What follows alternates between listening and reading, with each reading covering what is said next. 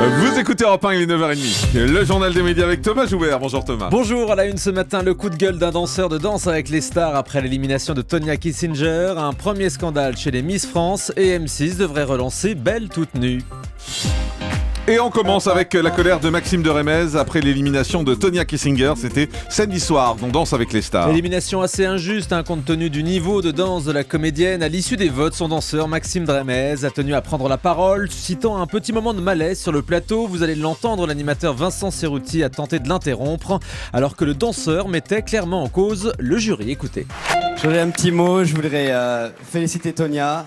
Je pense que le jury a fait de grosses erreurs en étant un peu trop dur. C'est des 2 derniers primes. Ils ont joué avec le feu et le résultat est là aussi. Parce que Attention, nous avions parmi nous une des meilleures candidates au monde. C'est vrai. Dans Danse avec les stars. Donc bravo à Tonya. Voilà, quelques minutes plus tard, Maxime de Rémez est revenu sur ses déclarations, mais il persiste à défendre Tonya Kissinger face au jury. Je voulais dire un petit mot par rapport à... Effectivement, je me suis exprimé par rapport au jury, mais je ne rejette pas toute la faute. C'est pas, ça reste une aventure. Effectivement, il y a une responsabilité derrière tout ça. Il faut faire attention quand on met des notes un peu trop sévères qui ne sont pas justifiées.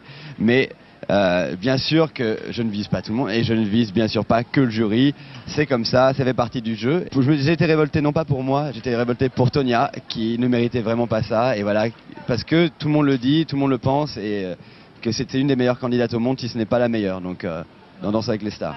Voilà, on sent la pression de la production derrière qui lui a dit il faut un peu adoucir tes propos. C'était effectivement sur le site internet de TF1 après l'émission. Voilà. Reviens calmer tout ça. Autre malaise samedi soir dans Danse avec les stars. Alors là, c'était assez hallucinant. La prestation de Shaim qui a été largement commentée. Ah oui, une prestation hyper sexy, jugée vulgaire ou scandaleuse sur les réseaux sociaux.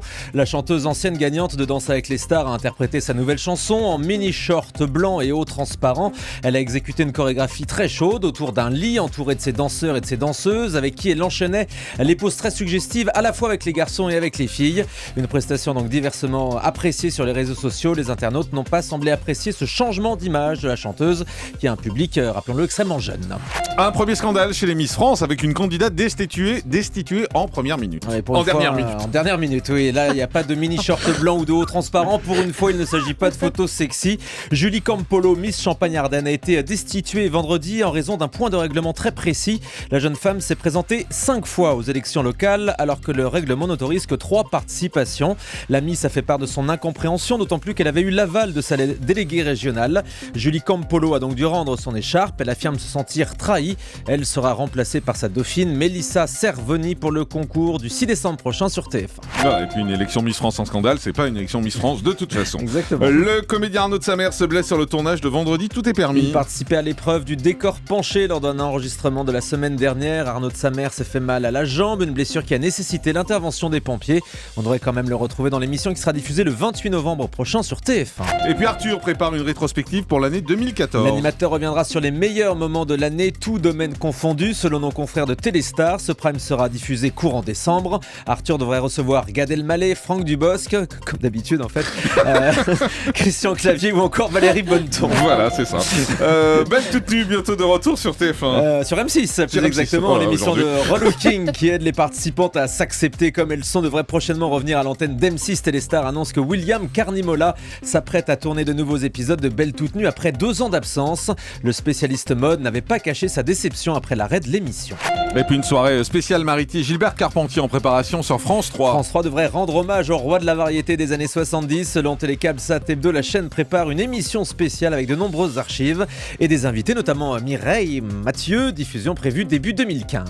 Et puis on connaît le jury du futur concours de chiens d'Énergie 2. Un divertissement intitulé Ouf. Selon Télé Loisirs, Eve Angeli et Sophie Talman feront partie de ce jury chargé de départager une 50aine de duos chiens et maîtres. Ils s'affronteront dans diverses épreuves. Le jury comprendra également 2 professionnels, un dresseur et un vétérinaire. À la présentation, on retrouvera des spécialistes des chiens, Mathieu Delormeau et Angel. Des chiens oui, des chiens, des chiennes. Allez. Angel Richaud sera. Non mais. C'est bon, allez. Angel Richaud également sera à la présentation de l'émission. Elle qui a fait toutes les chaînes du PAF après M6, France 2, MC, MTF6, MTV, France 4 ou Gulli, on la retrouvera donc sur Énergie 12. Et cette émission sera tournée en Belgique dans les prochains jours, sans doute pour des questions de coût. Et puis TF1 et YouTube mettent fin à leur contentieux judiciaire. La première chaîne et la plateforme de vidéo ont trouvé un accord après plusieurs années de conflit. La Une refusait que ces contenus se retrouvent sur YouTube.